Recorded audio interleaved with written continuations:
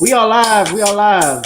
And I am coming at you with five. As always, welcome to another edition of Gavin Reshaw Presents here on Six.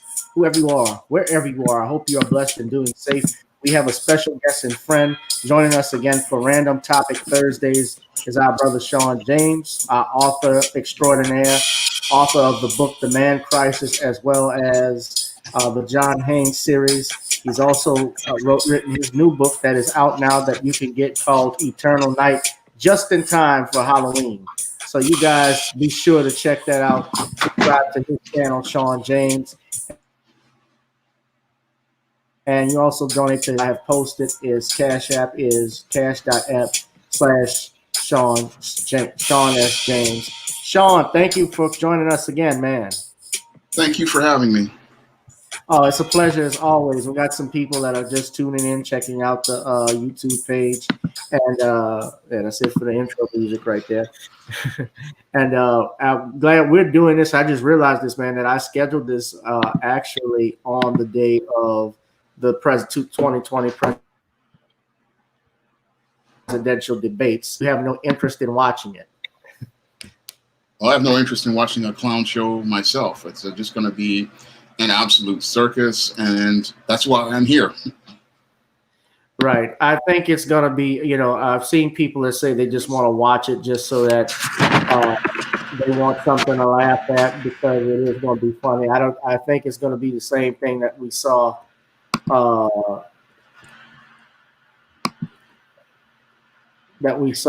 few weeks ago.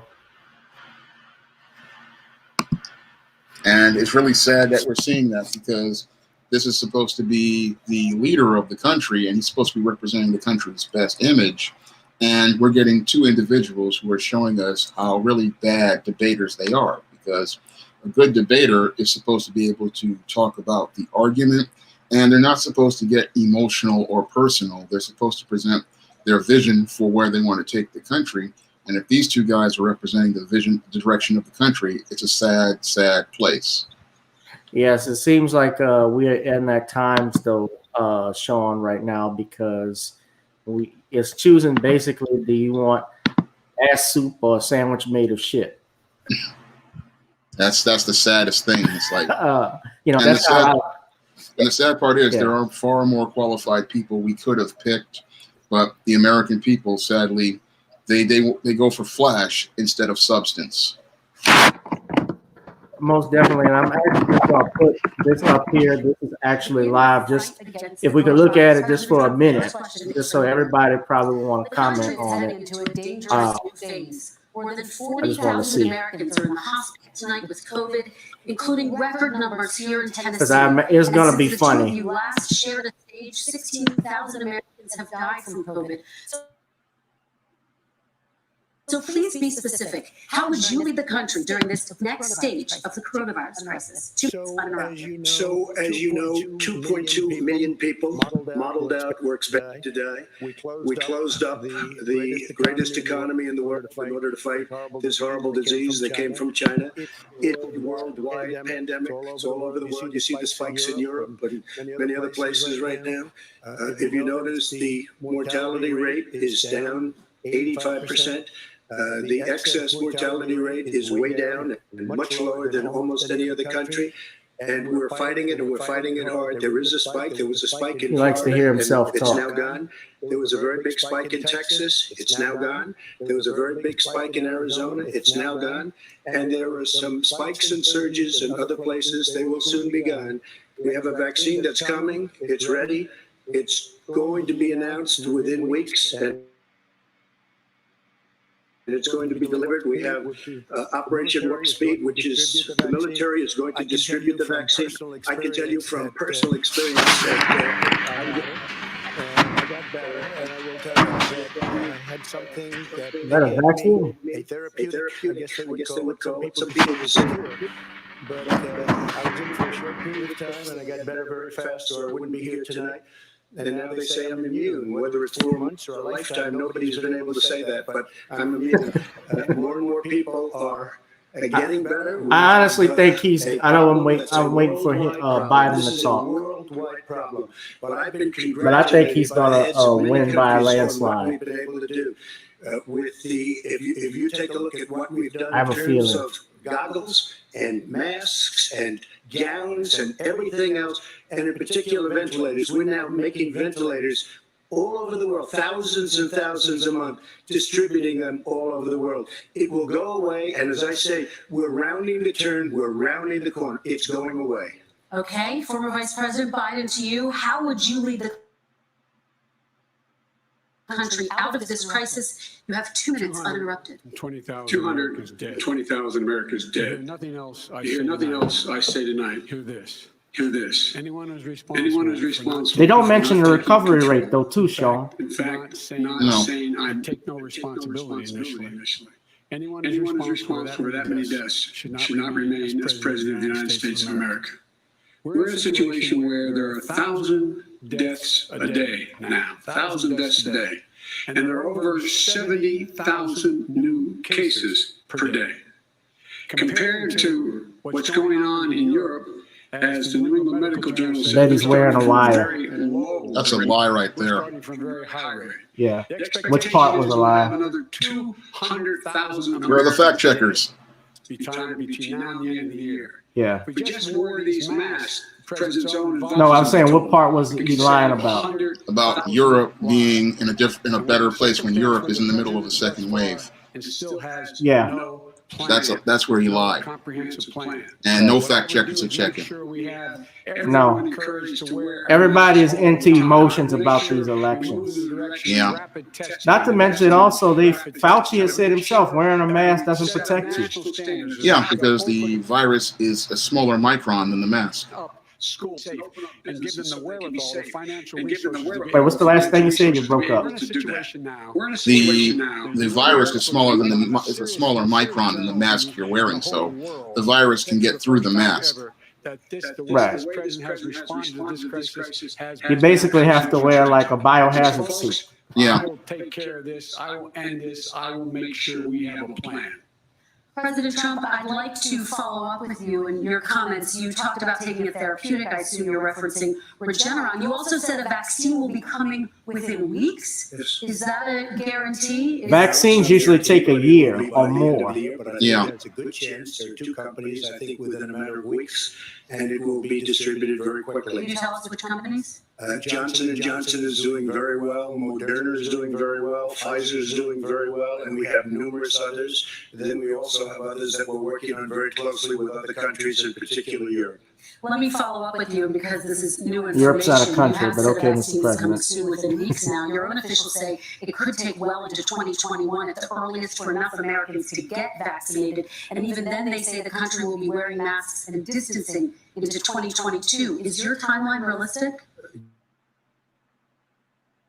I think my timeline's going to be more accurate. I don't know that they're counting on the military the way I do, but we have our generals lined up, one in particular, that's the head of logistics, and this is a very easy distribution for him. He's ready to go as soon as we have the vaccine, and we expect to have 100 million vials. As soon as we have the vaccine, he's ready to go.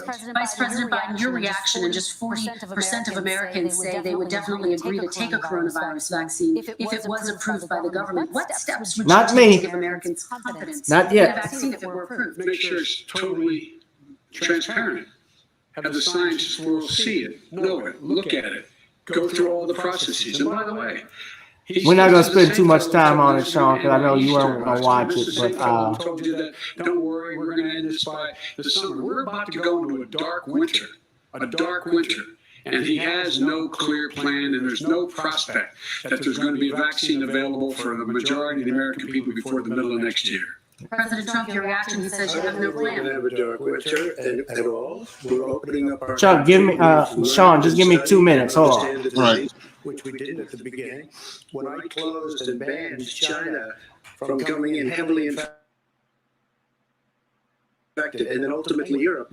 But China was in January. Months later, he was saying I was xenophobic. I did it too soon. Now he's saying, oh, I should have, moved quicker. But he didn't move quicker. He was months behind me, many months behind me. And frankly, he ran H1N1 swine flu, and it was a total disaster, far less lethal. But it was a total disaster. Had that had this kind of numbers, 700,000 people would be dead right now, but it is a far less lethal disease. Look, his own person who ran that for him, who, as you know, was his chief of staff, said it was catastrophic, it was horrible, we didn't know what we were doing. Now he comes up and he tells us how to do this. Also, everything that he said about the way, every single move that he said we should make, that's what we've done. We've done all of it. But he was way behind us. Vice President Biden, your response. Our response is he is xenophobic, but not because he shut down access from China. And he did it late after 40 countries had already done that. And in addition to that, what he did, he made sure that we had 44 people that were in there in China trying to get to Wuhan to determine what exactly the source was. What did the president say in January? He said, no, he said, he's being transparent. The president of China is being transparent. We owe him a debt of gratitude. We have to thank him. And then what happened was we started talking about using the Defense Act to make sure we go out and get whatever is needed out there to protect people. And again, I go back to this. He had nothing. He did virtually nothing. And then he gets out of the hospital and he talks about, this is over. Don't worry. It's all going to be over soon. Come on. There's not another serious scientist in the world who thinks it's going to be over soon. President Trump, your I reaction? say over soon. I say we're learning to live with it. We have no choice. We can't lock ourselves up in a basement like Joe does. He has the ability to lock himself. I'm waiting for the fly to show up. Money someplace, but he has this thing about living in a basement. People can't do that. By the way, I, as the president, couldn't do that. I'd love to put myself in the basement or in a beautiful room in the White House and go away for a year and a half until it disappears. I can't do that. And I didn't want to spend too much time on.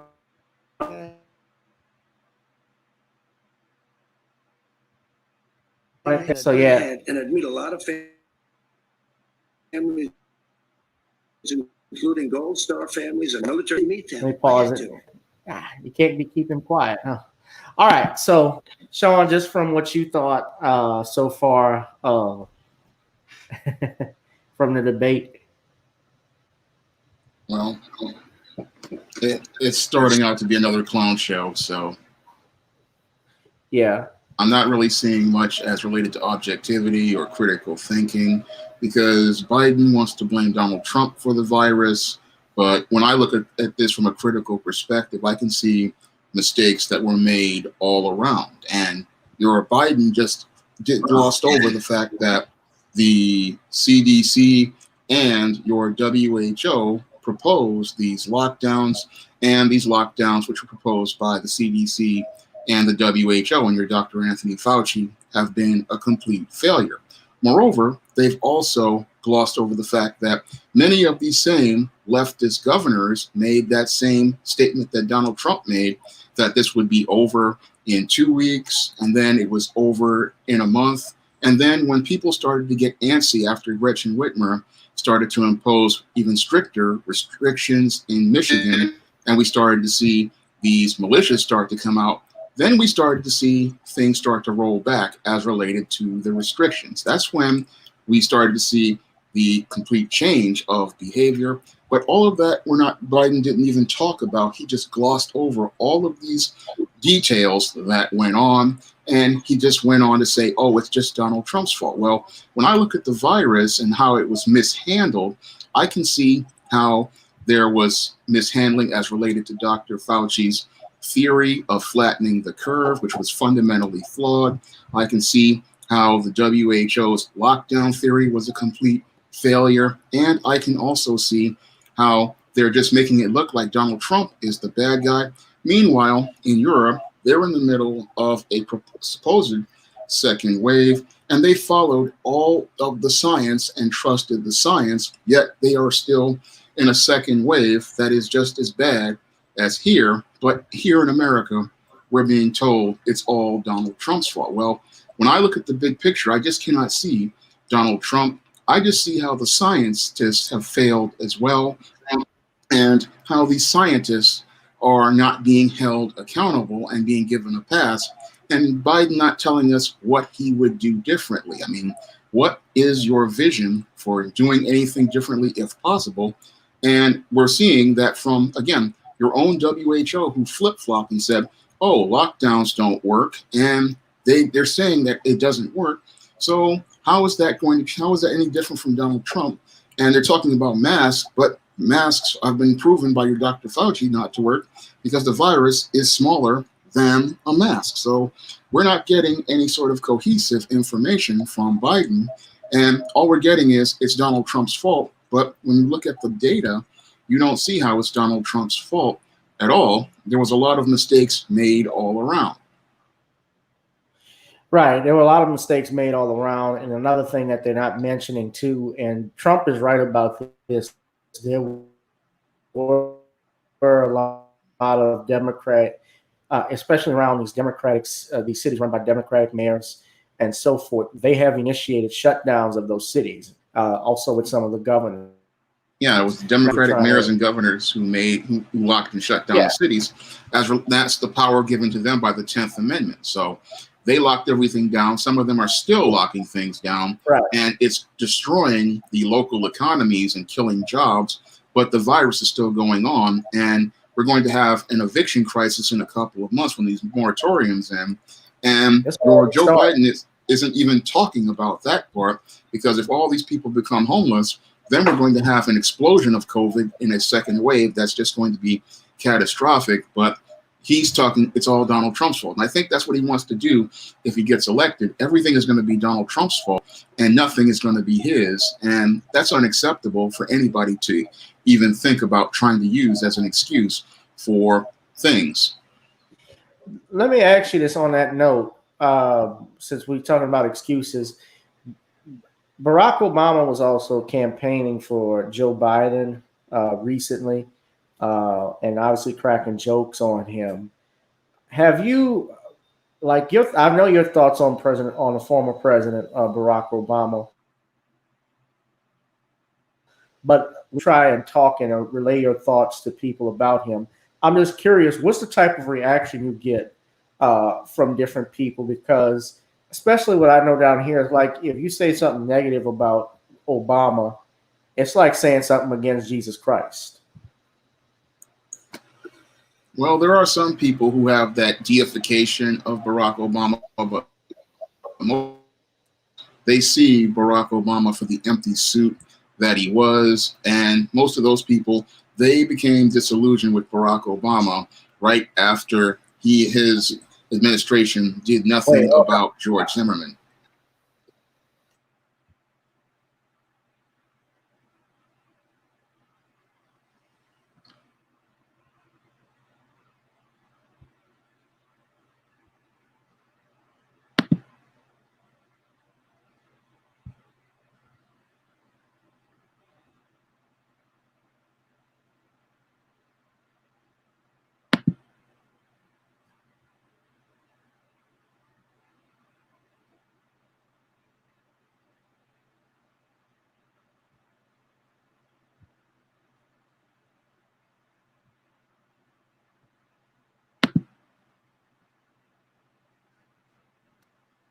All right, Shawn, I'm back. Let me start the camera. Hold on.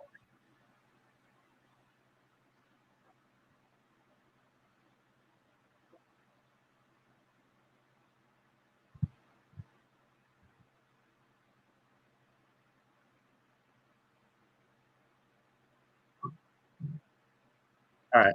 Sorry about that, ladies and gentlemen. That happens in my part of the house where I have my studio set up so I can make it look a little more professional, but the internet sucks. And you guys who live in a certain house, you have that happen too. I don't know about you, Shawn. But I'm sorry, yeah. But we were talking about Obama and the reactions you get. You said some people haven't gotten over the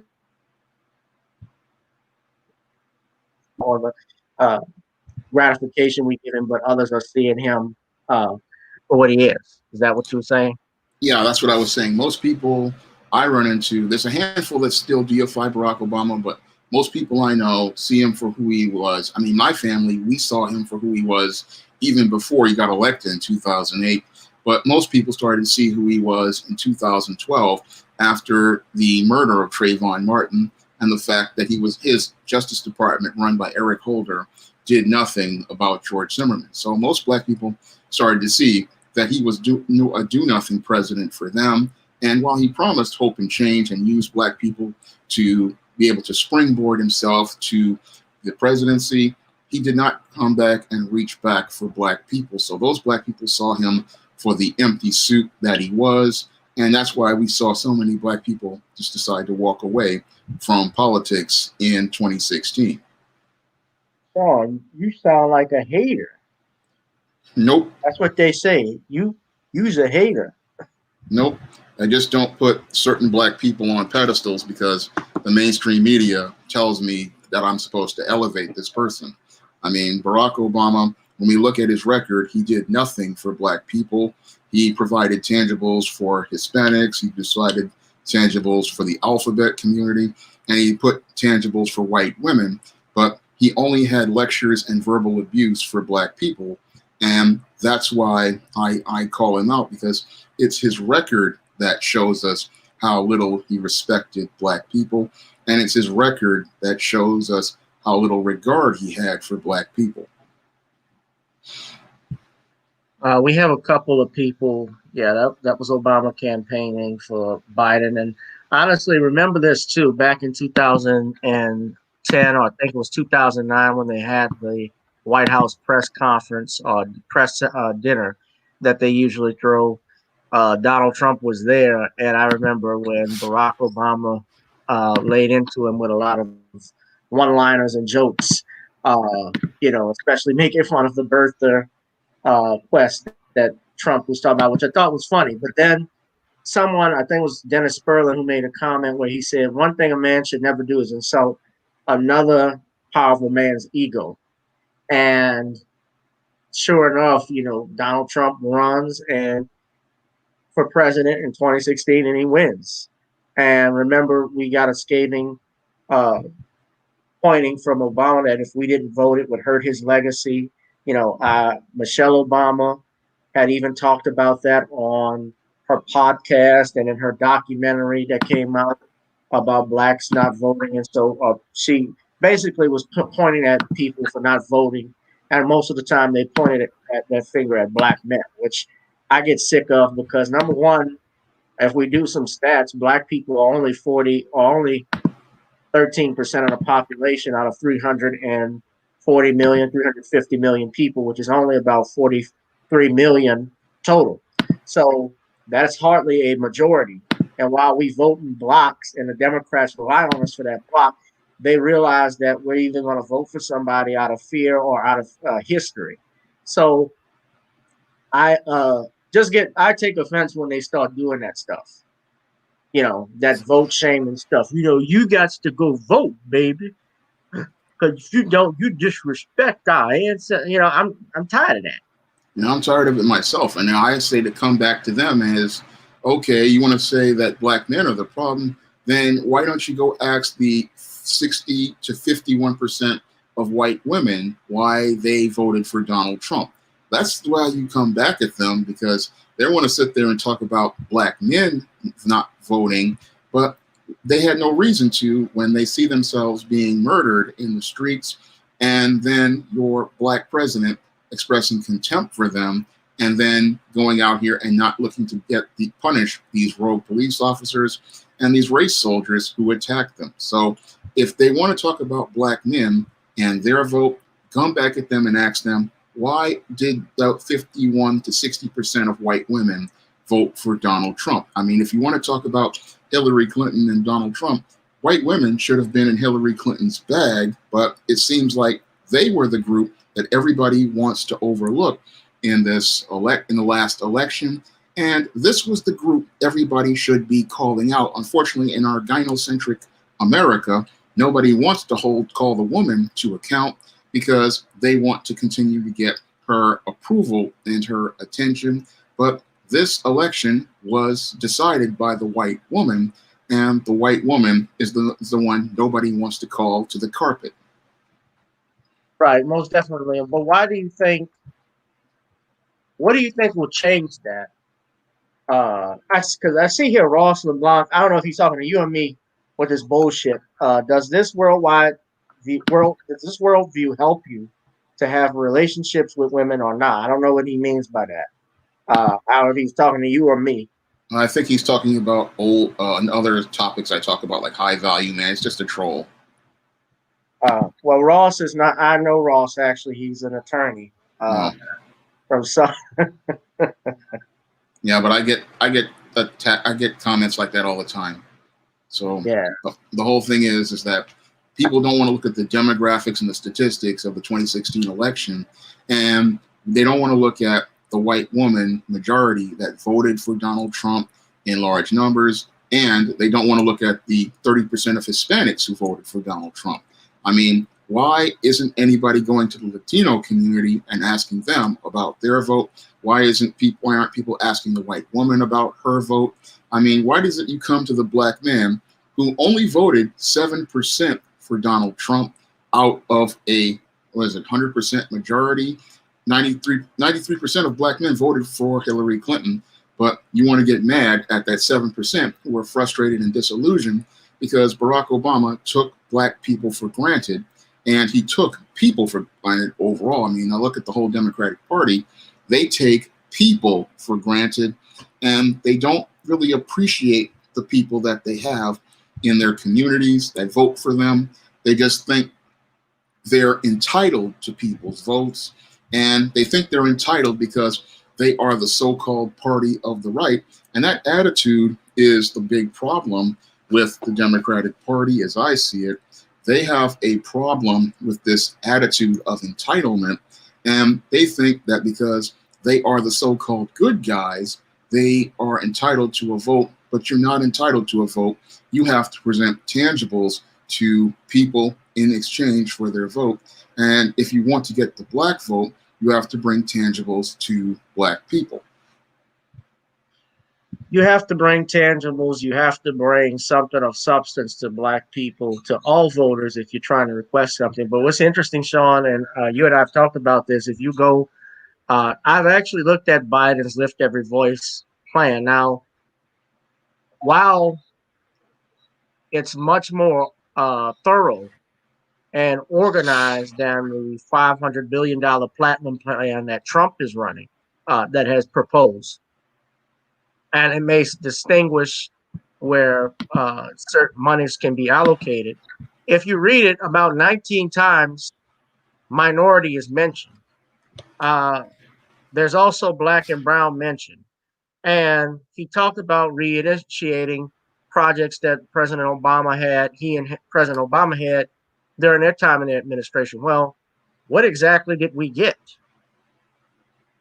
You got Because nothing. we got nothing, because if you're talking about a coalition, that is not specifically, people criticize Trump and that's fine, but if we're being realistic, that's not specific to black people either. If you're mentioning minority, a white female, as you already know, classifies as a minority in this country. If you look at the legal definitions, look up the legal definitions of minority, what it says in those bills and what it's classified throughout American history, it's always been traditionally a disenfranchised group of people, person or persons that are incapable of taking care of themselves and governing themselves. Native Americans qualify as minorities, but they have reparations, they have health care, they have casinos that they have access to. When Biden was asked about reparations, Biden said that something along the lines that when he was asked by Ed Gordon, and I don't know why these guys keep getting those chances to interview politicians, but he said, if we're talking about reparations, he said, I can only talk about it if, number one, if it'll include Native Americans and how much, or something along those lines. But he said to include Native Americans. They've already got what they've needed. They have reparations.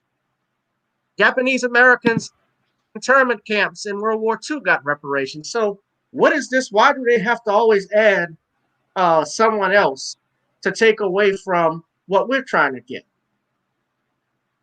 Well, they do that because what they want to do is talk about so-called diversity so that they can avoid dealing with giving black people what they're supposed to have. I mean, we do deserve reparations, not only for slavery, but for past discrimination from Jim Crow and current discrimination like I have experienced in the job market as related to trying to find employment, we deserve reparations, and we don't need other groups because other groups have already been compensated. But Black people, especially heterosexual Black men, have not been compensated fairly for all of the lost wages they have never received, or the efforts to try to build themselves up, and how they've been impeded by that, by your white supremacist system. So they want to sit there and talk about other groups, but we have to push back and say, no, we are not a part of those other groups. We have no coalition with those other groups. This is about you giving us what we're due, and we are definitely due those reparations. And there should be no excuses, and there should be no talk of other groups, because other groups have received their compensation and still continue to receive it. Most definitely. And I'm wondering, okay, what's going to happen? People wonder what's going to happen if Biden wins or if Trump wins. And my thing is, we're going to be right where we are. Nowhere. Yeah. Well, what's going to happen is most people think that if Biden wins, it's going to be change for America. But I'm going to tell you right now, you're going to get Obama 2.0, because all the Biden administration will be is just another version of the Obama administration. And that's what's so insane about all of these people with these delusions about Joe Biden. They don't understand this man was the vice president of the United States for 8 years. And under those 8 years, he did nothing. So if you want real change, why are you going back to what didn't work before? Because that's the definition of insanity. And the definition of insanity, again, is doing the exact same thing and expecting a different result. And going back to Joe Biden after Barack Obama failed to get the economy going and in the 8 years he was in office is completely insane. But some delusional people, they want to live in a smooth world, and they think that going back to the government that didn't work, and because it made them comfortable emotionally, will make them feel better. And they think they want to go back to that world where they don't have to deal with the America where we're seeing what it really looks like, because all Donald Trump, as I see it, is doing is putting a mirror in front of people's faces, right, and showing them the truth about how ugly their country is. And most people, they don't want to look at that horrible truth like Black men have looked at for over 400 years. We know what this country looks like. We've looked in that mirror, and we have to look in that mirror in order to survive. But most of these Americans, they're in such denial about their country that they want to go back to that smooth world with no problems, no conflicts, no obstacles. They want to go back to denying what America really is. And that's why they're going back to Joe Biden. They're so traumatized on seeing the truth about their country that they want to go back. But you have to keep looking in the mirror, because that's how you get change. And what most Americans don't understand is true to the game change is painful. I went through this as a teenager when I was trying to get my life in order. And change is hard, it's painful, and it hurts. But the whole thing is you grow and you become better people. But Americans, they don't want to go through that pain. They just want to sit there and deny the problems. But again, denial doesn't help you grow. Denial keeps you in the same spot and keeps you in the same place where you're going nowhere. Dwayne asks, so you supporting Trump? No, I don't support Trump, but I see how he is good for the country as related to growth, because America needs to go through some spiritual growth and take a look at itself, because that mirror that is being put in their face, it's showing them what's really there, but they don't want to admit what's really there. The only way you can get better is to admit you have a problem, and you have to admit what you're doing to yourself. And the so-called woke people, they don't want to hear reality or see reality, but the reality is there. And that's not about Donald Trump. That is about America taking that self-examination. And what it wants to do is, instead of take the examination, go back to Joe Biden and go back to sleep. Well, my thing is this, because and we're going to talk about, I know you have your comments. We're going to talk about the Ice Cube thing in a second. Regardless, like I say again, regardless of who is in the White House, the presidency, basically, I've learned this, especially as I've gotten older, and looking at how it operates. The president is a figurehead, and he's given an agenda to work out. And they have a president, actually, while he has a powerful bully pulpit, he doesn't get involved in local affairs, which is what impacts us more. Doesn't get involved so much, or shouldn't get involved, at least in those things, and has no impact. Under Trump, people have called, when people have called him racist, and I've had conversations with Judge Joe Brown before. Something he pointed out to me that I learned and looked back was that, and some other YouTubers, was that Biden was tied to some of the staunchest segregationists in history that he worked with. That bill before that crime bill, he had another bill that he worked on with Strom Thurmond, which was even worse. He also was mentored by James Eastland and John Stennis, and his idol was Roy Farbus, who the 101st Airborne, U.S. Airborne, had to go into Little Rock, Arkansas, and get the Little Rock Nine into the schools. See, a lot of people forget that. People forget history. Now, yes, people do change. George Wallace was a racist, and that was another one who campaigned for Biden. And I remember Wallace, his thing was segregation now, segregation tomorrow, and segregation forever, right outside the school.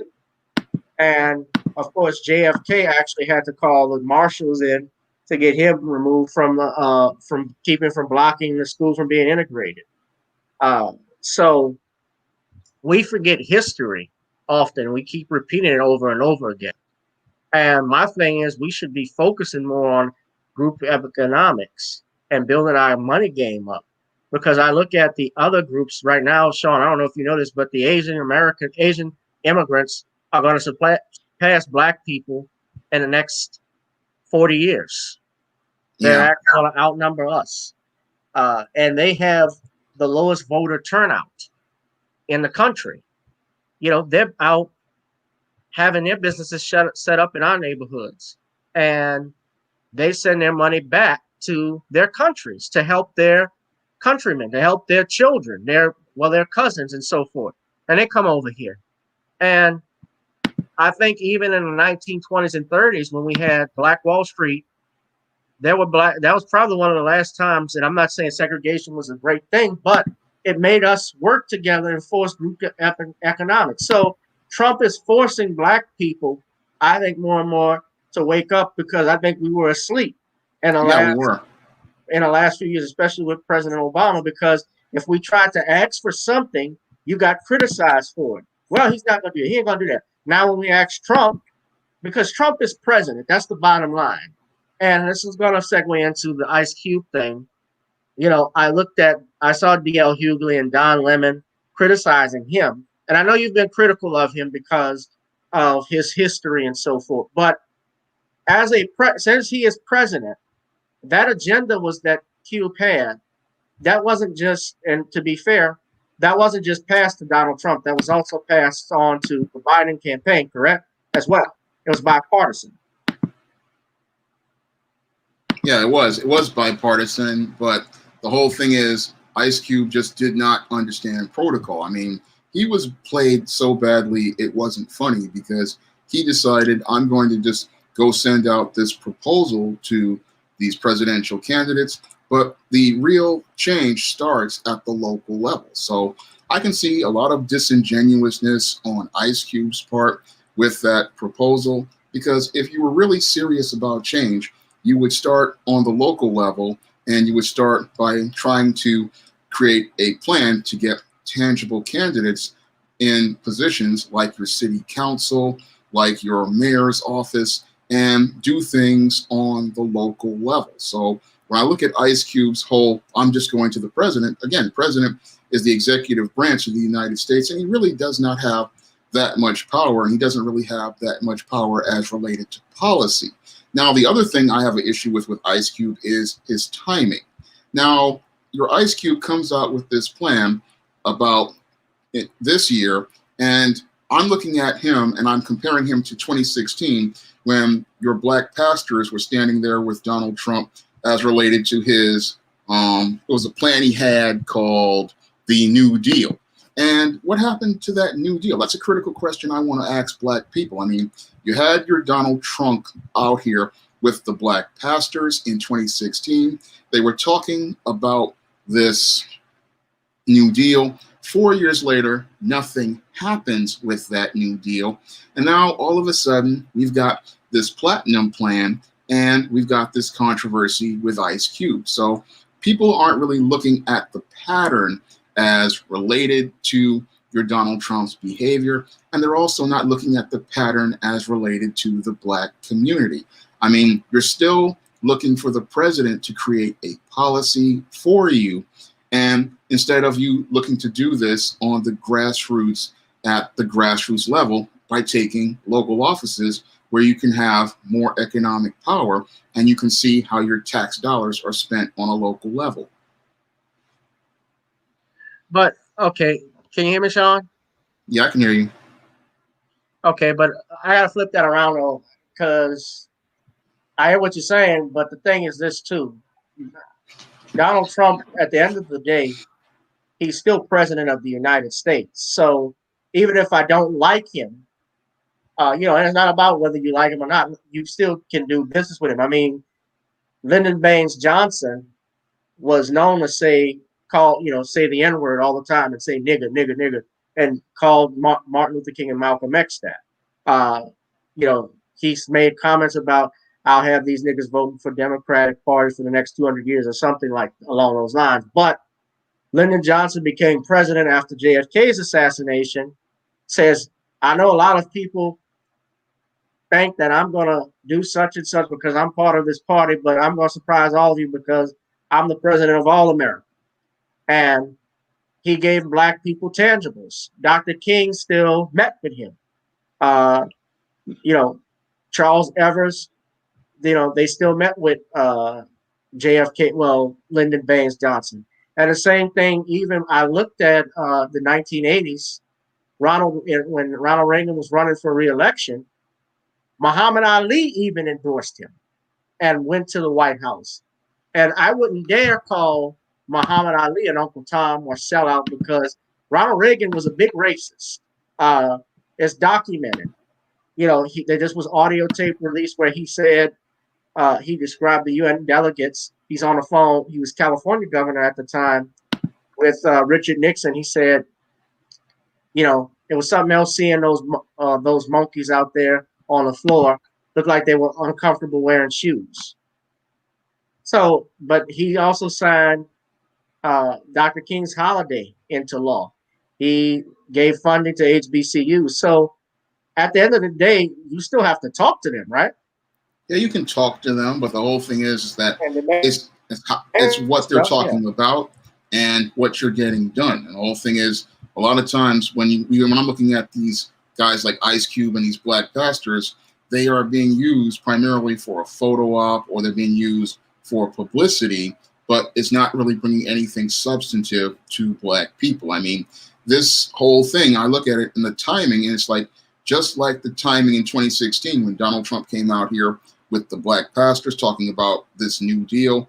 4 years later, we have no New Deal implemented. And now you have Donald Trump talking about a platinum plan. And I guarantee you, 4 years later, we're not going to see a single thing done as related to it. So these meetings, they're just empty and symbolic. Yes, it's nice that you met the president, but we need to have some sort of tangible policy come out of these meetings that we see some fruit bear from it.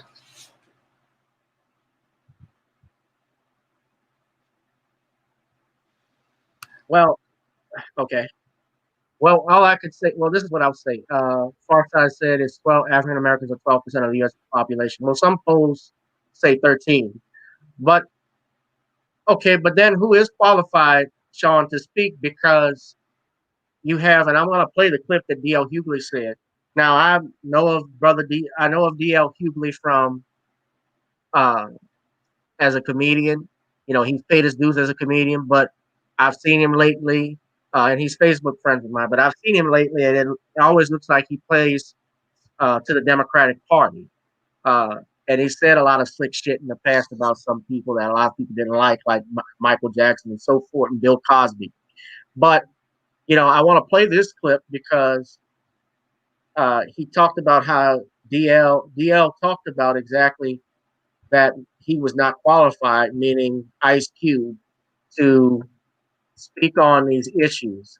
And I think this is just me personally, though. I think Ice Cube, I don't think he was, I think he presented a plan, which I didn't think was great. Well, I didn't think was bad, but I think he caught a lot of flack for it. I think unnecessary because I'm trying to figure out who is qualified to talk then, because when Trump got elected, there were people criticizing Martin Luther King III and Steve Harvey and Kanye West and so forth, calling them coons. And Jim Brown even went up there. So I'm wondering, like, is it about talking to Donald? Is it just that they don't want black people to talk to Donald Trump, or you want somebody qualified? If Dr. Claude Anderson talked to Donald Trump, would people say the same thing?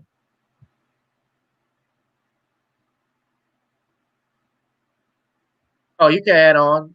All right. Well, when it comes down to the entertainers, it's just they're a group I just don't trust, because when I look at guys like Ice Cube, who have promoted this thug culture and gangster culture throughout the black community over the last 25, 30 years, the reason why I say they're not qualified is you made a compromise with white supremacy.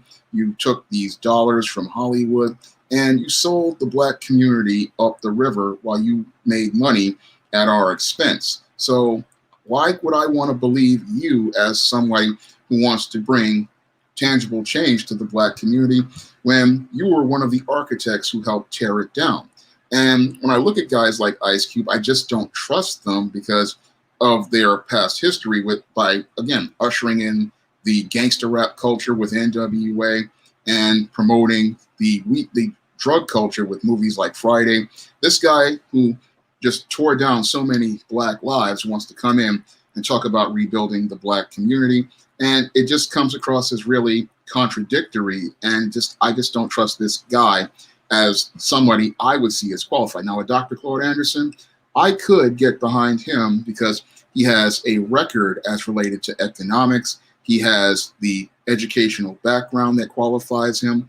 And I could get behind him if he was the face of any sort of campaign. Now, your Ice Cube is not qualified to be the face of the campaign because of his optics. Just like I said about Nate Parker and his film, Birth of a Nation, his optics are the problem. And a lot of these guys, they need to understand the whole concept of optics. You can't come out here and say you're about certain subject A, and then you're over here with this other aspect of part B. So your optics have to be solid in order to present an image that says that you're qualified to represent people. And if your optics are all wrong, then people are going to question your credibility as related to certain subjects. Well, okay, but then again, you still had people that met with Trump. I can't hear you. You can hear me?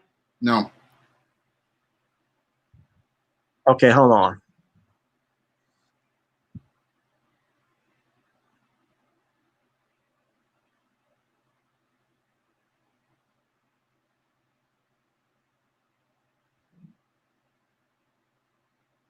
Testing 1, 2. Now I can hear you. Okay, yeah. So, but again, what I was just trying to say is, it's about the person, or is it about black people just going to meet Trump? Though, from what it sounds It's not from you, about black people meeting Trump. It's right? about It sounds like it's the person. It's the person and their optics. Right, but what I'm saying is, I saw my view from the backlash that I saw.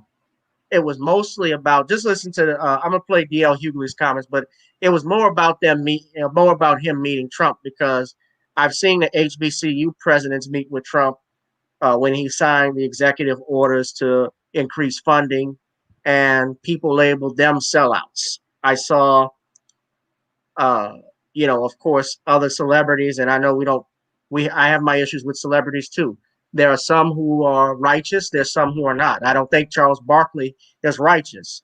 If I compared, I know the gangster rap may be an issue and so forth, but if I compared him to Ice Cube, obviously Cube has a little more intelligence than Charles Barkley.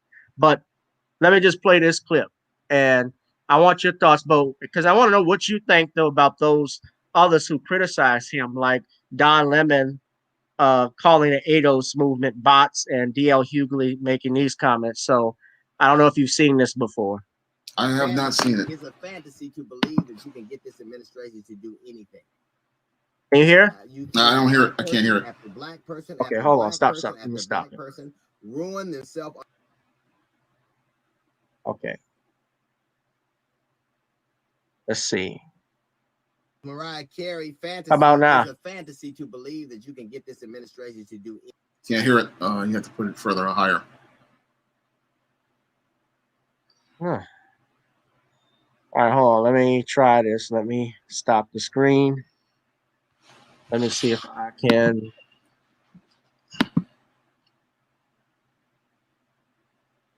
Try it. Let's share audio. All right. Anything. How's that? It's you've seen person after black person after black person after black person ruin themselves on the altar of Trump. Can you hear it now? In return, and Ice Cube is the latest one. The Platinum Plan. When I heard it, it was insulting from the gate. Why didn't they have the spinning rims plan? We have a third wave of COVID coming right now, and he's meeting with the dude that gave us 3 Fridays. You can always tell the seriousness and import of the meeting based on who was in there, based on what the topic at hand is. Yes, people are right when they say we have a lot of problems. We need a seat at the table, but we need the right people at the table. We need people from education, from finance, from medicine, from medical, from prison reforms, sociology, people who have done this for a living and not made a couple of banging albums. Let me ask you something. Why is it that you will meet with Ice Cube, but you will not meet with the Congress to get a stimulus plan passed? Why is it you won't meet with Joe Biden in another debate, but you'll meet with Ice Cube? Why is it that you will not meet with the people who are trying to stem the coronavirus, but you'll meet with Ice Cube? And I'll tell you what it is. Out of all these meetings he's had with these black people, why are they always actors, comedians, rappers, and athletes? When you watch the RNC, do you see one ex-president, one governor, one foreign affairs expert? Have you seen them endorse him? You know why? Because they know he's a fool. And do you know why Trump picks the black people he picks? Because they are all entertainers, and that's what he thinks this is. All I have to do is show niggas a shiny thing, and they'll be distracted. The Platinum Plan. You could tell right away that he was working with somebody on that. $500 billion, where do you get that from? And for Ice Cube to say, well, I talked to the Democrats, but they said they couldn't do anything after the election. Let me tell you why. Because they don't hold the power right now. That's not true. They don't hold the presidency and the Senate, and to get anything past that $500 billion that you supposedly got, who gives it to you? It's appropriated by the Congress, but the Senate has to pass it. Can you see that happening? They won't give money for airports. Airlines are closing, but I'll talk to Q. Schools are shutting down. People are close to being homeless, but I'll talk to Q. It is all for folly. He is one of my favorite rappers. And if we were talking about making a great album or some of the other projects he's done, that's all in. But to sit down with that man who only uses black people for caricatures, only for backdrops, only for photo ops, it is insulting. Yes, we need to be in the room, but it needs to be the right people in the room. People who have expertise on any number of problems that plague us. Any number of problems. And while you were meeting with, while Ice Cube was meeting, did he talk to him about how he's trying to suppress the vote? Did he talk to him about the fake ballot boxes they have all over the country? Did he talk to him about the poll watchers they're going to have that could potentially have violent outcomes with black people? Did he talk to them about how long our lines we have to wait in to vote? Did he do that? Did he talk to them about the way black women in childbirth died disproportionately? Did you have those conversations? You know why you didn't? Because that wasn't what it was for. The Platinum Plan, that's what we'll do. Right now, today, There's an article in Newsweek that says the Proud Boys right now, they're planning a civil war if Trump loses. It must be something for Trump to have the Proud Boys and Boys in the Hood on the same line. When you got the Proud Boys and Boys in the Hood, yep, that was a good day. That's a little note from the GED section. We got a jazz report coming up in 15 minutes. It's the DL Hughley Show. All right. I'm gonna let you comment, Shawn. Let me say this though: what DL said, though, that was bullshit about the Democrats. They're not in power because even without them being in power, they have already promised. Biden has made promises to other groups already. If he gets in, Yeah, they have made promises already. So that's bullshit. That's not, and they do it all the time. And think about this though too: he was vice president, so he was in a position before. Even though he was second in command, to actually convince Barack Obama, if he was sincere, they were in a position to say, we're going to give some tangibles to the Black community. yeah. And, DL was not as critical of Steve Harvey, although he did a slick response to it. But I think it's more about them meeting there. And just for the record, Dr. Claude Anderson, a couple of things. Cube did not meet with Donald Trump personally. He spoke to his campaign. Dr. Claude Anderson has been in touch with Jared Kushner, Trump's son-in-law, about his agenda for Black America. He had reached out to Hillary Clinton's campaign back in 2016. They did not want to talk to Dr. Claude Anderson. And this was even when Barack Obama was in power. When he was president, 2016, he was still president. That was his last year. So I get the part where he's saying there should be more people who are qualified. But clearly, you can't just say, it seems more from what I'm seeing. I get what you're saying, but I think it's more about Black people from some other people. It has more or less to do about just meeting with that man, with Trump, rather than having the right people. Because I think even if there were some Black leaders that met with Trump, there would be an issue.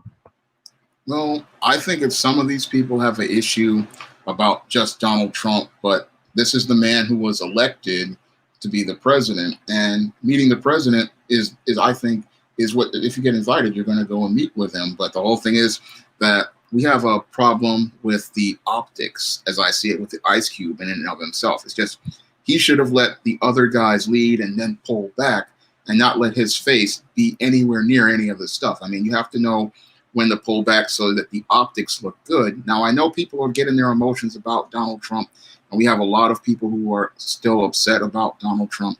But the whole thing is, if you have the right people out here as the face of your plan to bring tangibles to the Black community, people will get behind that plan. So this plan was practically sabotaged in a way because they put the wrong face out here, and the wrong face got everybody emotional, and people they didn't want to support it because they saw it. It's just like the movie Birth of a Nation, where you had Nate Parker.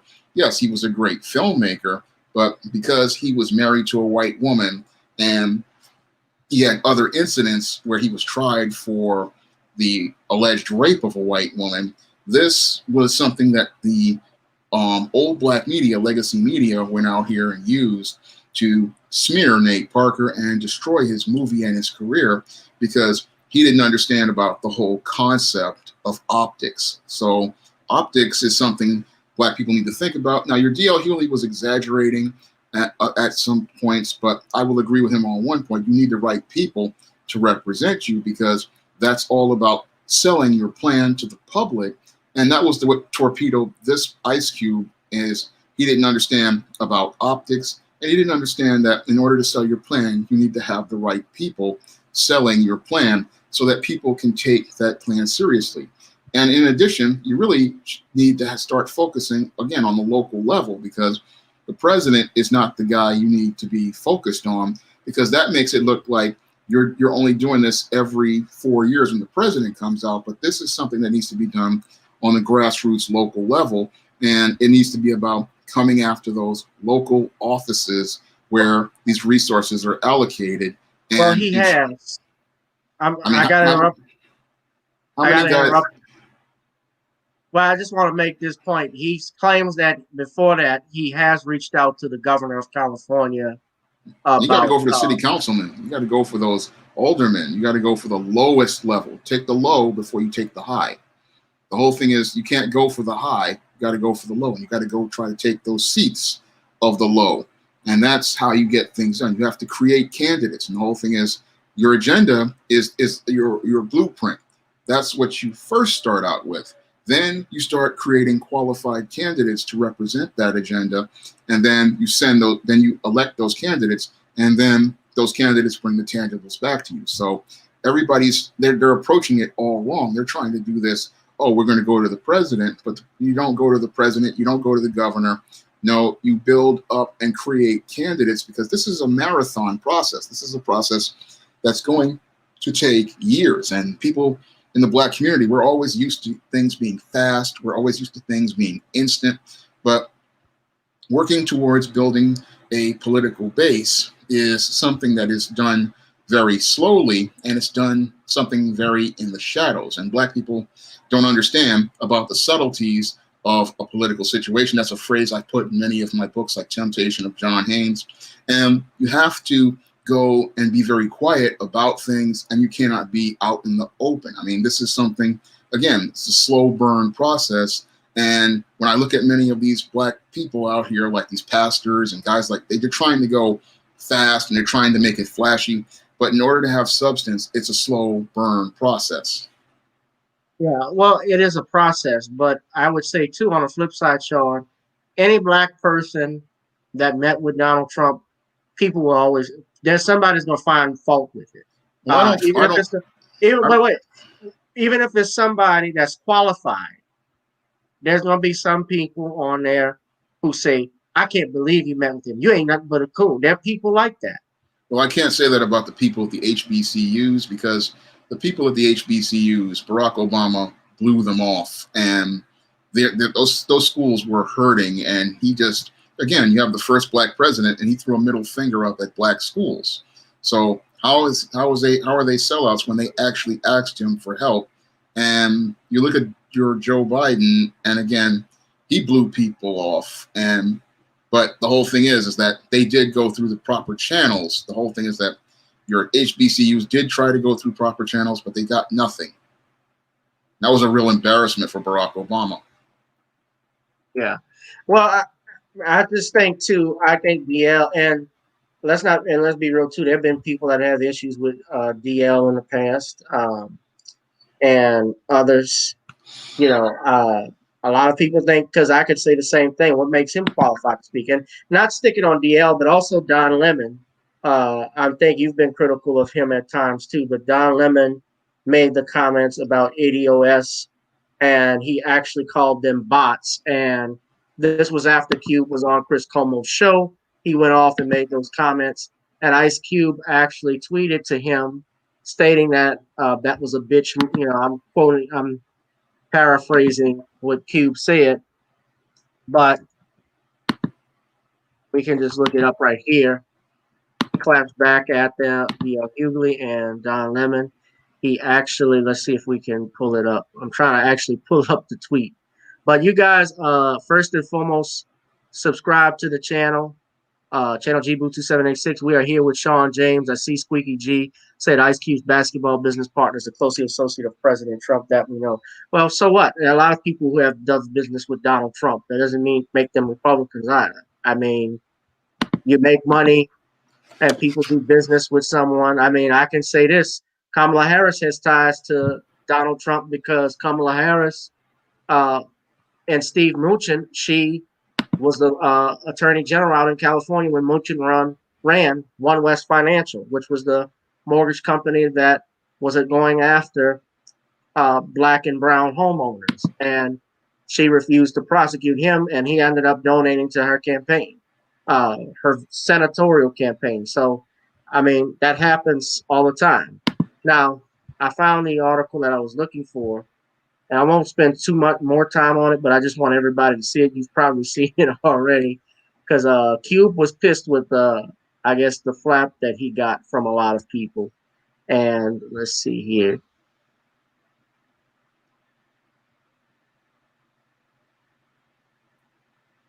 All right. It says, thank you, Chris. Thank you, Chris Como Primetime. You're a man of your word. Don Lemon, that was some punk ass shit you just did. If you have any balls, I need to be on your show Monday night at 10 p.m. 10 p.m. I'll be ready. Of course, and he responded to DL Hughley with the finger.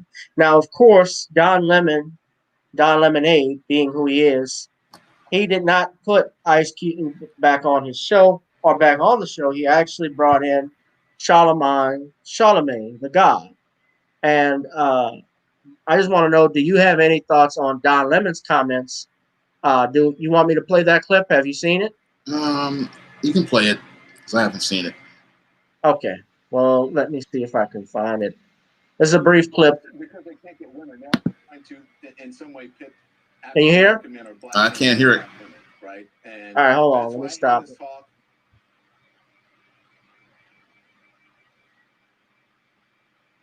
Let me try it again. Let me see. Let me say share screen. Okay, so this was the clip. Got a vacuum or something, Shawn? What's that? What's that sound? I think that's the fan or my keyboard. Oh. Because they can't get women. I know it's the volume is a little low on the African-American men or track. Black men against black women, right? And that's why I hear this talk, in the barbershop all the time.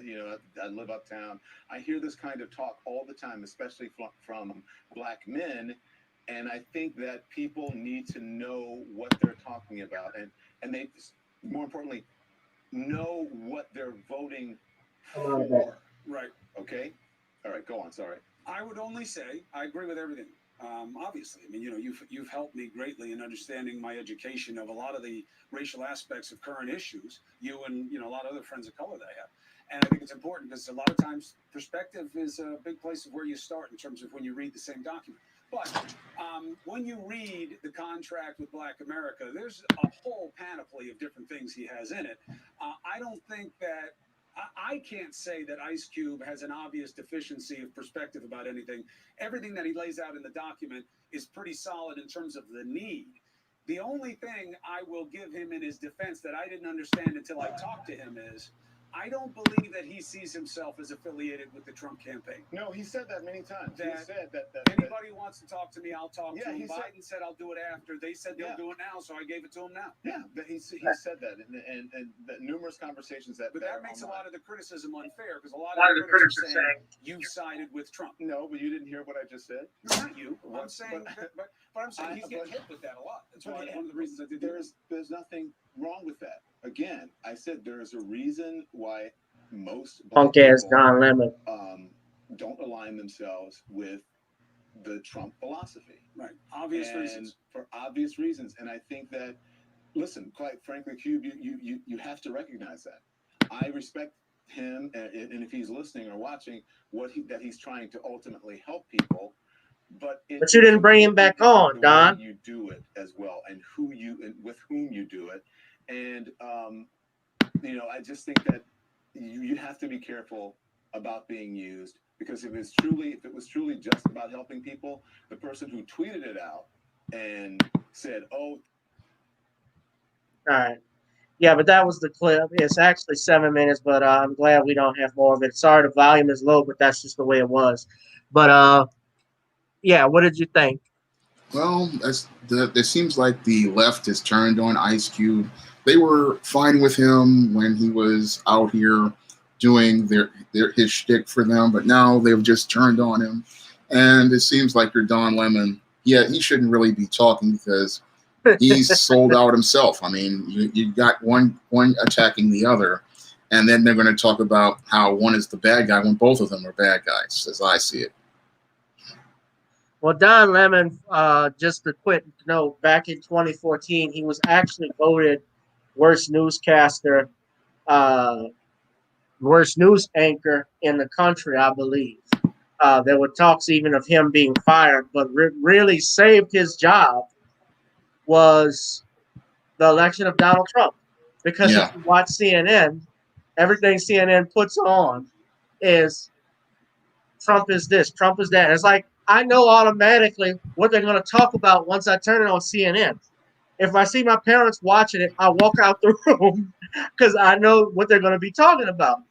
Yeah. It's Donald Trump, and I try to avoid it because news should be unbiased. Whether you like a person or not, there's something called journalistic integrity, Yeah. and I that's mean, missing in most, and that's missing from the right and left. Fox News is bad, and so is CNN and MSNBC. all of them, they're not presenting anything from an objective perspective. And I look at this journalism, and what it's not even journalism, it's basically propaganda at this point, because journalism is presented from an objective perspective. It presents the points, you then decide on the points, and you're allowed to make an observation based on your own personal point or review of how you see the events presented. So today's so-called journalism is pure propaganda. And it's one of the reasons why things are so much worse with this pandemic is that we're not getting news, we're getting propaganda. And CNN is just nothing but propaganda. And they were about to get rid of all those guys like John Lemon when the Obama presidency was over, but they only kept them because they needed some tokens because they wanted to say they weren't racist and Donald Trump was a racist. So that's the only reason why we got this terrible yellow journalism going on right now. And sadly, our journalism hasn't been good since the Telecommunications of '96 bill was passed. That is a very good point, and Joe Biden actually was one of the people who signed that bill, because that was passed by, of course, that was passed. He voted for that bill. Bill Clinton was the one who signed it. Excuse me. Yeah. Yes, most definitely. And I think, the left basically has fun dealing with this thing. Now, I wanted to switch something. Of course, this is kind of sad news to just look at. I was debating whether or not to put the mugshot up. I don't really want to do it because it's not, to me, it's not funny, but it's sad. But nevertheless, some people probably haven't heard of this or haven't seen it, but we're talking about Bill Cosby. And of course, he has a appeal. His oral arguments on his appeal is going to be heard on December 1st. It's actually going to be live streamed on Zoom that people can check out. And I've noticed lately in the news, they have had different articles pertaining to Bill Cosby, different topics and stories. They talked about Lisa Bonet being fired, like on page 6, about why she got fired from A Different World. I've noticed, I think there was another woman that accused Bill Cosby that came out once the appeal was granted. So it's kind of tied into the fact that his appeal is about to be heard. There's a possibility his conviction could be overturned. So I find the timing of this very questionable. But I do want to share it with everyone and reassure his family. This is from Fox News. Bill Cosby seen his photo to reassure his family and supporters he's doing okay after a mugshot goes viral. Now, close this ad. I hate ads. And see how much you could I think save they're on your gonna. student loan. I think this is a video. But Shawn, you did a video on it, and I don't really want to show it. But should I? No, don't show it. I mean, Mr. Superboy No. didn't show it. And I refuse to show it because I refuse to continue to push their agenda about demonizing Bill Cosby, because this man deserves to get a fair appeal. And what they want to do is try this case in the court of public opinion. No, I don't want to show it, but that is, I'm not going to show the mugshot, but this is the picture that his publicist, Andrew Wyatt, shared that went viral. Mr. Cosby is obviously he's smiling and he seems to be in good spirits, but to see him like that still is heartbreaking. It is. Bars. And I refuse to show the picture because That's why I hurried up and scrolled through it. But if you want to take a look at it, people that individually want to look at it, they can. But TMZ was trying to make fun of him, and the Shade Room was making fun of it. What's interesting is that there were a lot of people who said, there were a lot of people who felt sorry that were commenting that he was in prison. And some people were debating that maybe it's time for him to be released. I think that most people are waking up and are going to realize that that whole trial was a sham of a trial. But we talk about how the media works, especially when it pertains to Black Americans and Black entertainers. And I realized something, especially as a comedian myself. There are no major Black comedians from the era that Bill Cosby came up anymore. If you think about it, he's the last one. Flip Wilson is gone. Richard Pryor is deceased. Red Fox is gone. Moms Mabley is gone. Dick Gregory is no longer with us. And even the white comedians that were great, the Rodney Dangerfields and the George Carlins of that, that 1960s and 70s era. Freddie Prinze, all of those guys are gone. Yeah. So that was really shame to see that, but I think he will be victorious. I have no doubt in my mind, because for the Supreme Court to actually make that type of a decision to grant the hearing meant that they saw something they didn't like.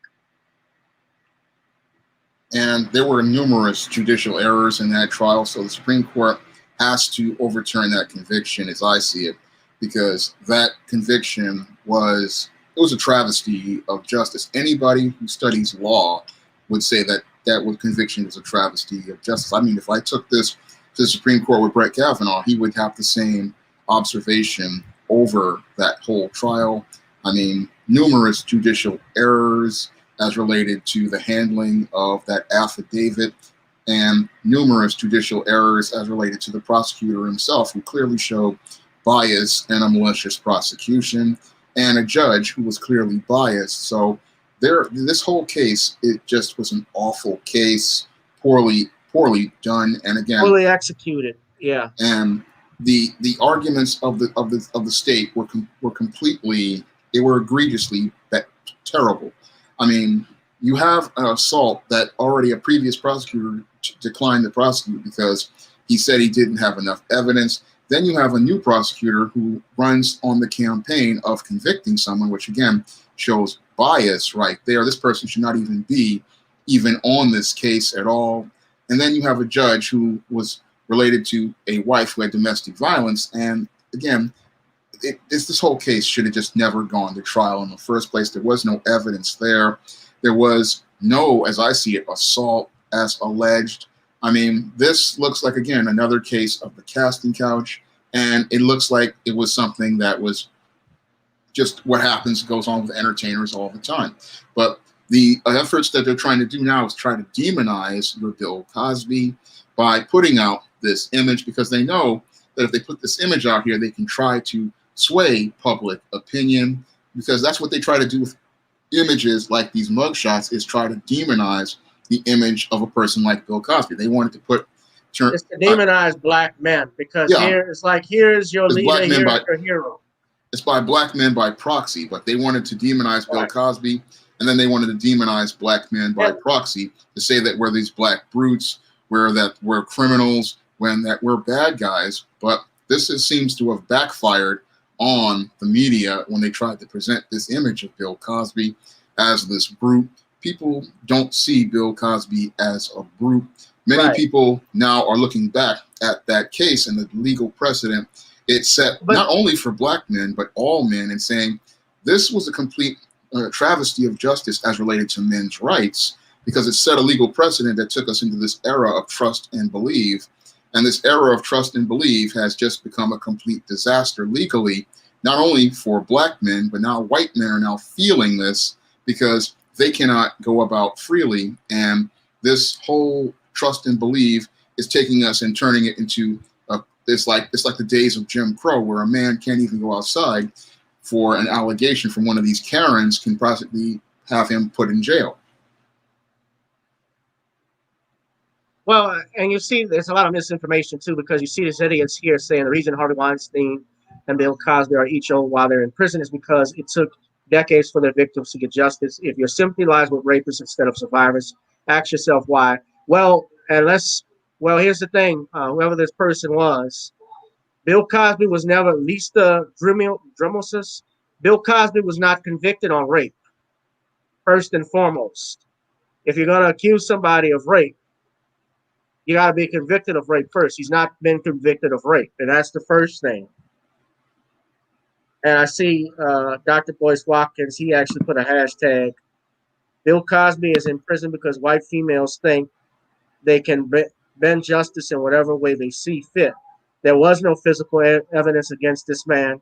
If something had happened, they would have called the cops. Many of them just wanted his money and decided to get into bed.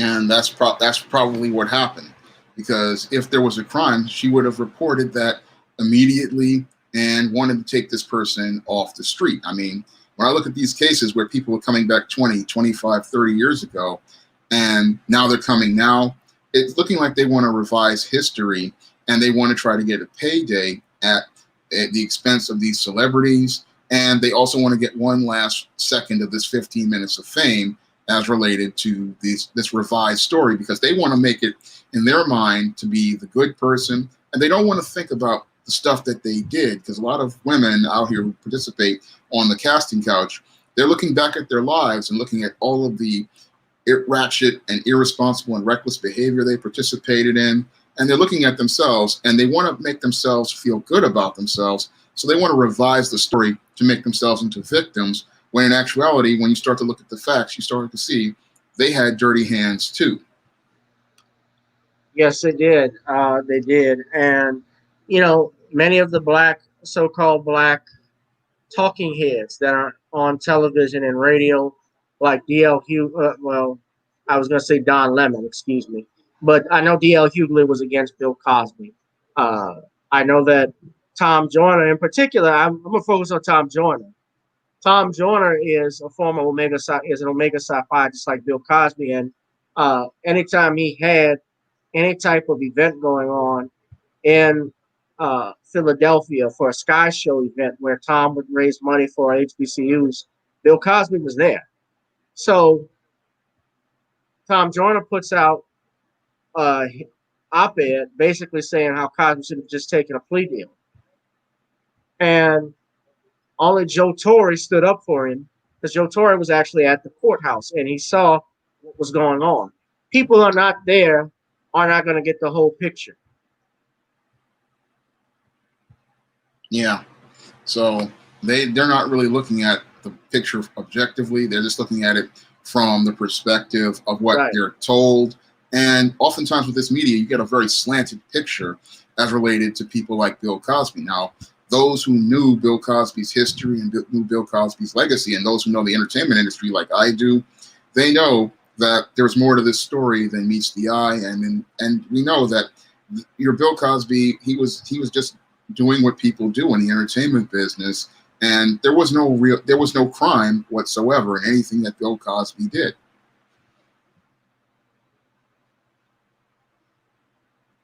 Yeah. I'm sorry, I'm just looking at the Facebook post because I'm looking at people there. Of course, people on my timeline who think Biden is winning and they hate America. Yeah. Yeah. Well, the Joe Biden Comedy Hour, they think he's winning, but they don't see how they're going to lose. They don't see the big picture. It doesn't matter if it's Biden or Trump, America still loses, because neither one of these individuals have a vision. I mean, it's just going around in a circle, and that's the whole problem, is people don't see the circle they're going around in, and they don't see how it's turning into a vicious cycle. Yeah. Tom Joyner's mind has always been gone, bro. He put that out a couple of years ago. That's why he's not on the air anymore. Ricky Smiley's taking his place. But I think more and more people are focused on, with the Trump and Biden, I see a lot of the sororities. I saw that step show that they did. Did you see that? They were stepping for Kamala Harris. I'm not trying to get my AKA friends. That's embarrassing. That's almost as bad as get your booty to the pole. Really?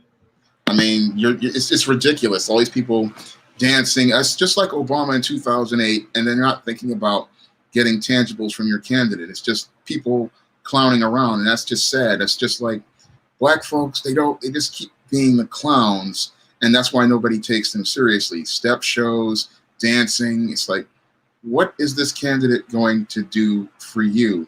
What tangibles are they going to bring to the table for you? Why should you vote for them? I mean, tap dancing is not going to get you money or get you a job or get you in a better place economically. None of that stuff is what people are focused on. They're in their emotions. And again, it reminds me of 2008 with Barack Obama. And it reminds me of 1992 with Bill Clinton. And these people, sadly, nothing has changed with them. It's like you keep making the same mistakes and they keep repeating themselves. And they don't really see how you just go from generation to generation doing the exact same thing, but then talking about how you want a different result. Well, let me play this for you because I mentioned Ricky Smiley. This is actually a clip. This is kind of what you're talking about. This is a clip of, I guess, Kamala singing Atomic Dog. Ricky Smiley is Omega Psi Phi. And no, there's nothing wrong with people being in fraternities and so forth. I have no objection to it. But, I think people get caught up in a lot of it. Symbolism. Let me just play it right quick. And I think this is on Boyce Watkins' page. And by the way, I don't own the copyrights to any of this, but see, I can't even hear it. Atomic Dog, man.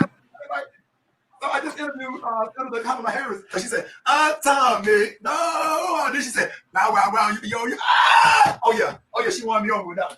Make sure y'all get out and vote. That's not the tell that body. Now Ricky is a comedian, so I just interviewed Senator Kamala Harris, and she said, Atomic Dog. And then she said, wow, yo, ah! I thought she was actually singing on the phone. That was my first time clicking on it. But Kamala Harris actually, I'll never forget, she had said that Tupac was the greatest rapper alive. And that's another thing, though, just to bring it back to Ice Cube. Nobody said anything, though, when Cardi B interviewed Biden. Yeah, that was sad. I was one of the few that made a video on that. And she's not qualified to be a journalist. She's a clown. And that's the sad part is black people keep putting clowns up in front of themselves, and they keep falling for clown behavior as a reason to be so-called cool. So they're thinking about social currency and not think about getting their government to represent them. I mean, I could care less whether Kamala Harris knows the words to a song in an effort to make herself appear to be black. When I look at her actions and the fact that she hired an Indian to be on her campaign team and hired a alphabet member of the community to be on that team, it shows me that she is not really interested in black people and not really interested, especially in the politics of heterosexual black men. Combine that with her record, and it shows me that this is a woman I cannot trust.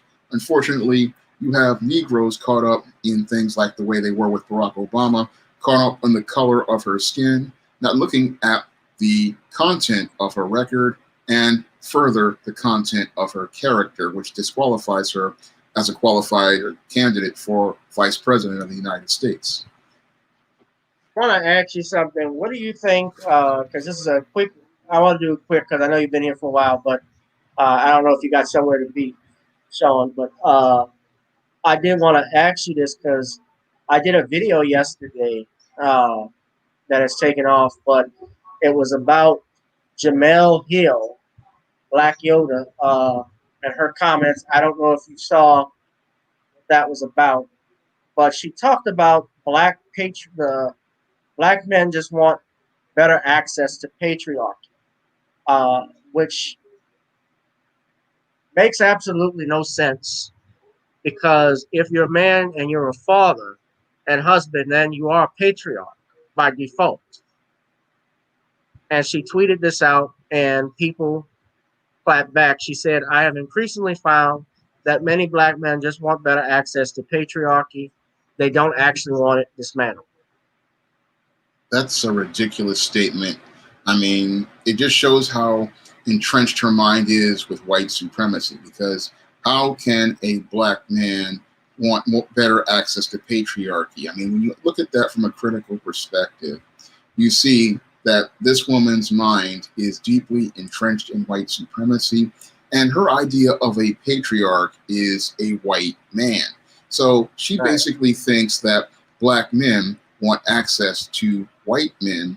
And what's really insulting about that statement is she's saying that a black man is a child, and that this black child wants access to what she sees as a man, a white man.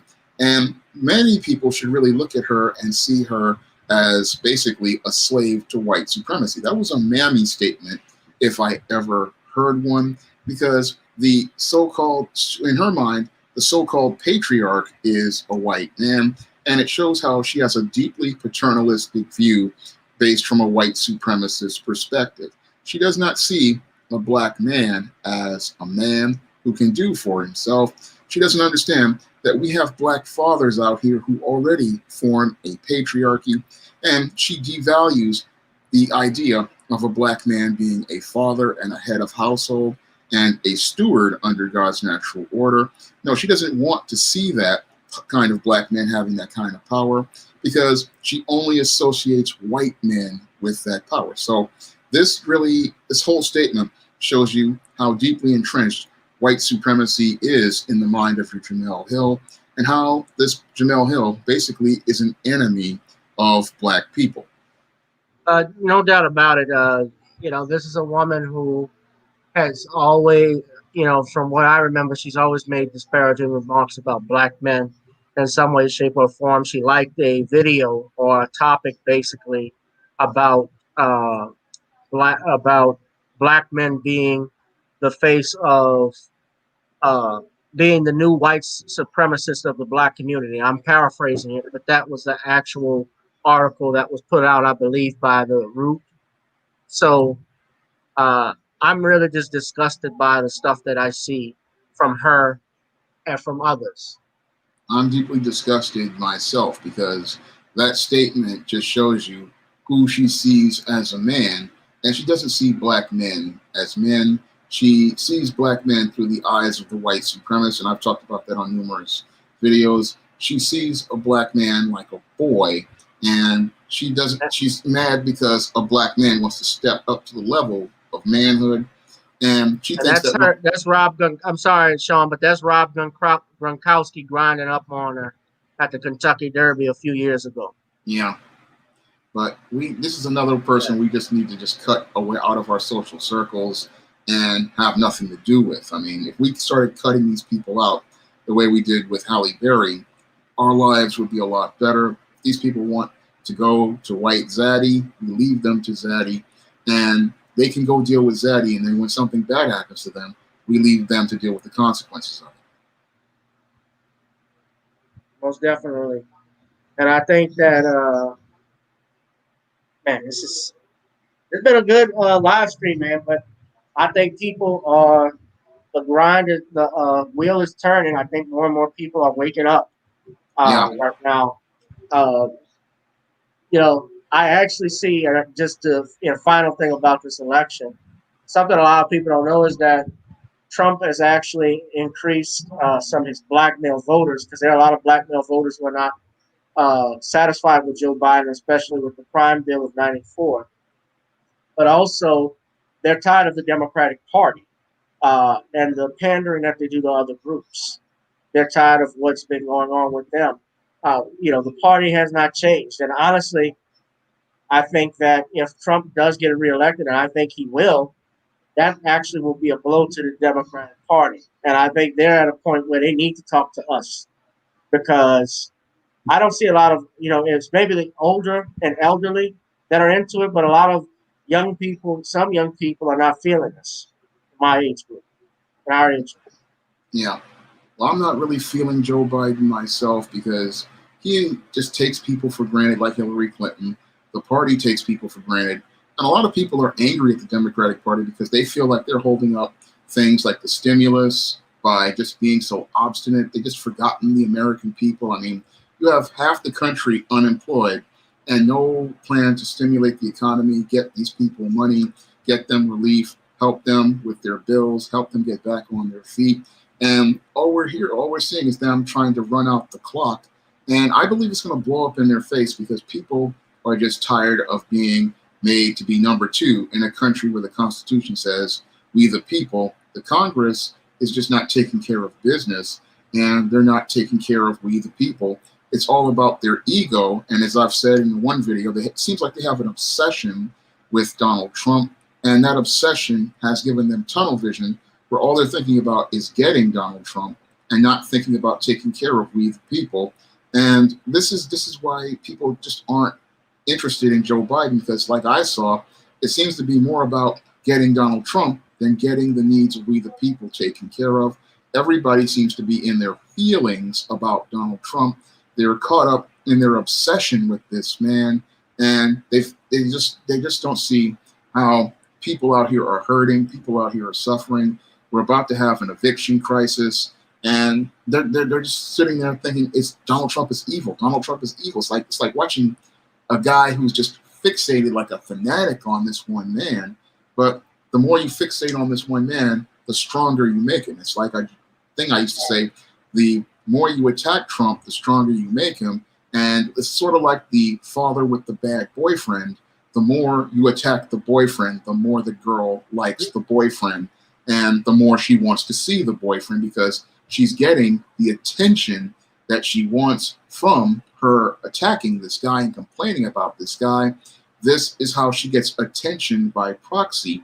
And the more you attack Donald Trump, the stronger he becomes. And the media just keeps adding fuel to that fire, making this guy stronger, making him more popular. And I've always said that the way you beat Donald Trump is through indifference and presenting your talking points. But everybody keeps getting into Donald Trump's emotional They keep arguments. getting to the emotional aspect of it. Yeah, you don't beat a guy like that, because if our country, again, is 51% female, sees you keep paying this guy attention, they are going to want to keep supporting him even more because they get attention by proxy. But if you stop paying him attention, then the women start saying, oh, this guy's not getting any attention. He's not really getting me the attention I want or getting my emotional needs sated from this dysfunctional paradigm. So they start to drop this guy because they're not getting the attention. And the key to beating a Donald Trump is indifference. Unfortunately, many of your people in the Democratic Party don't seem to understand the way you beat Donald Trump is through indifference and showing that you are competent, you are professional, and you have a vision for where you want to go, a direction you want to go in, and you're not going to let your feelings get involved with things, because the indifference shows you have a discipline, the indifference shows you have a resolve, and the indifference shows that you have a strength of character. And this is something that your Joe Biden just didn't have. He blew it in the first debate by letting his emotions get the better of him. He blew it in the first debate by letting Donald Trump goad his feelings. And he just didn't understand you needed a strategy. The whole thing is the Democrats they underestimate Donald Trump as related to debating. And Donald Trump is an easy candidate to beat, but you can't get cocky. And that's what Hillary Clinton did. That's what Joe Biden's doing right now. And it may lead to Donald Trump getting a second term.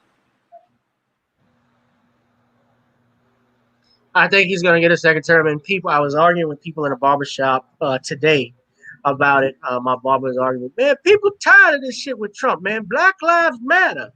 That's all I got to say. Trump ain't doing shit. I said, Black Lives Matter, but I could tell because I started hitting him with facts. I said, Black Lives Matter is not started by us. There's three feminist lesbians that run Black Lives Matter who are really puppets and given money by people like George Soros and others. It's a Marxist group.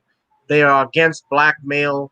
They're against black heterosexuality. And that's on their website. That was clearly stated on their website.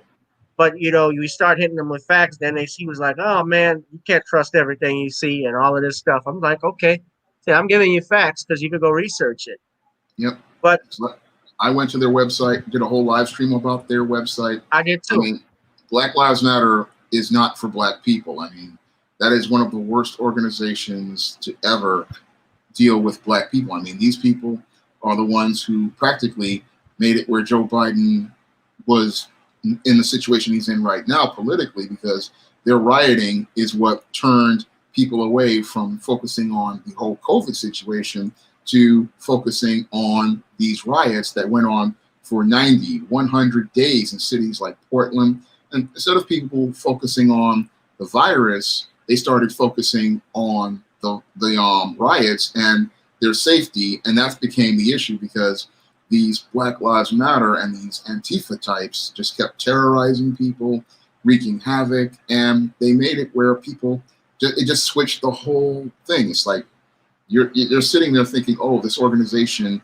it's about Black people, but this organization never was about Black people. It's always about producing a welfare state and focusing on returning back to a welfare state and a welfare mindset.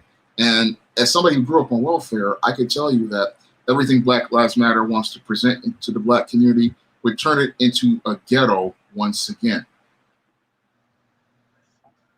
Yeah. Well, I'm just looking at here. I'm listening to this part of the recaps from the debate. It's kind of the same thing. People that want Joe Biden to win are going to say, just from my reading, they're going to say he won. He tore Trump to pieces. People that think Trump won are going to say Trump shred Biden a new one. That's just the way it goes. It's basically a popularity contest, and I encourage people to stay active in their local elections at least, because you're more impacted by who the DA is than you are the Attorney General of the United States, and it's important to do that, as well as knowing if your judges are worth a damn. But Yeah. I do want to talk briefly, Shawn, about Eternal Night. Eternal Night is out and available on Amazon.com just in time for Halloween. And Shawn, you want to tell everybody a little bit about it? Go ahead. Well, Eternal Night is a vampire novel set in the SJS Direct universe in 1994. It is the origin of the Lilith Graves character, and it's a story of how she became a vampire or an undead. And she's a daughter of a pastor, and she learns about the value of a relationship with God after she's transformed into this vampire and sees all the debauchery and depravity that these vampires participate in. It's a very powerful horror story.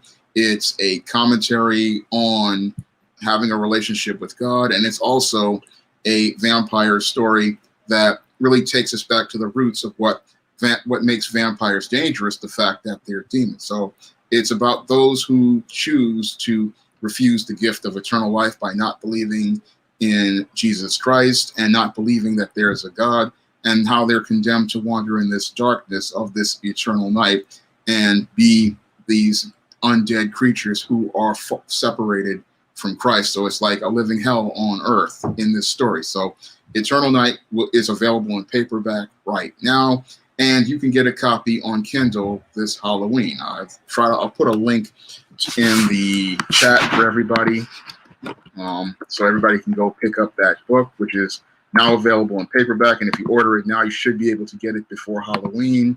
But the Kindle version will be available on Halloween. So I can't wait. I'll definitely like to I have Kindle, so I can get my books right there. I like to read electronically. I'm still reading The Man Crisis Fans, great books.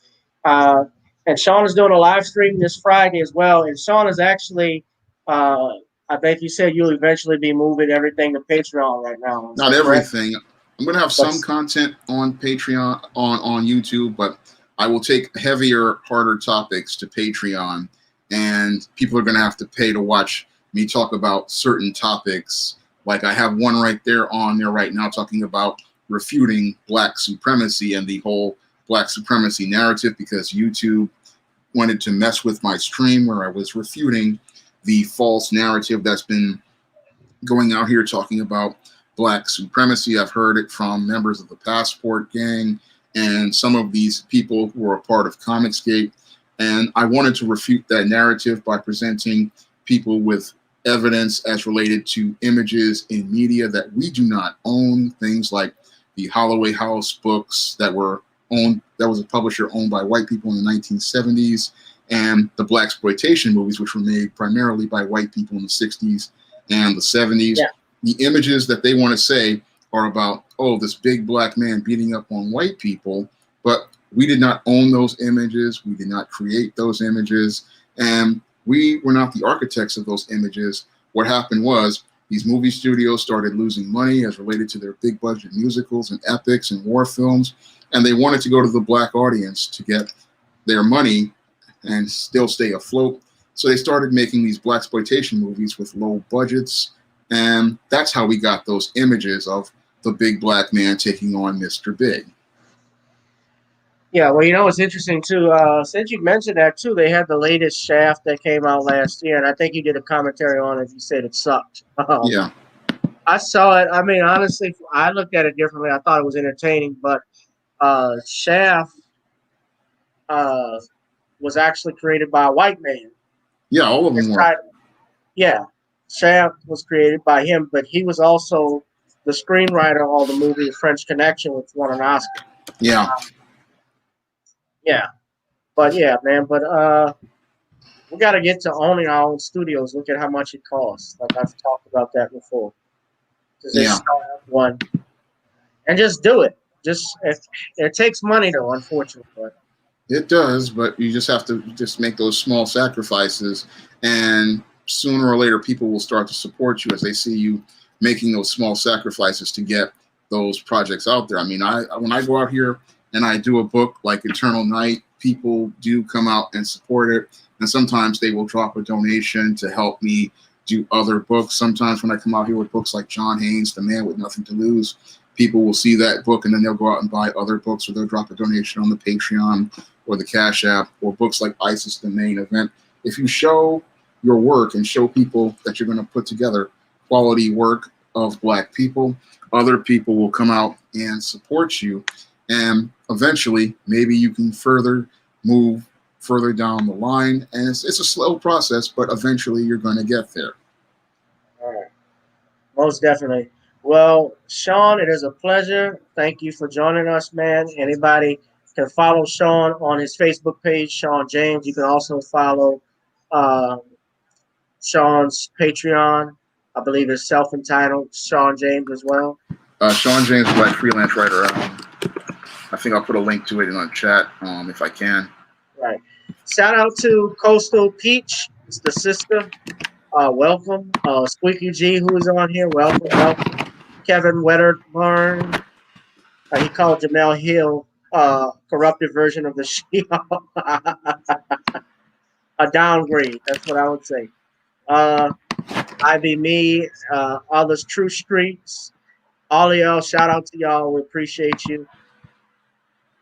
Thank y'all for tuning in, the Far Side fam.